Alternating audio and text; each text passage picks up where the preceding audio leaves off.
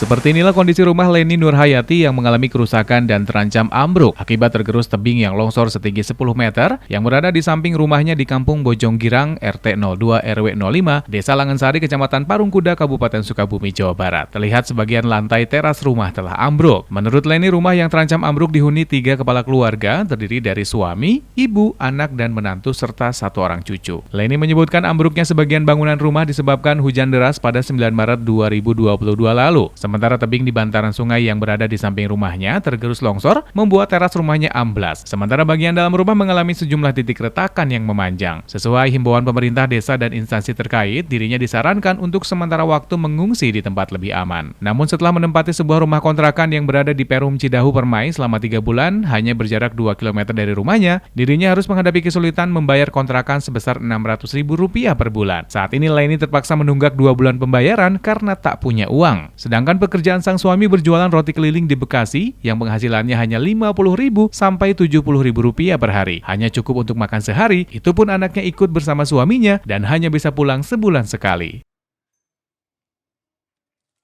Ya, di sini ngontrak itu dari uangnya dari pertama dari ngasih saudara gitu patung-patungan, tapi kan nggak setiap bulan dikasih kan.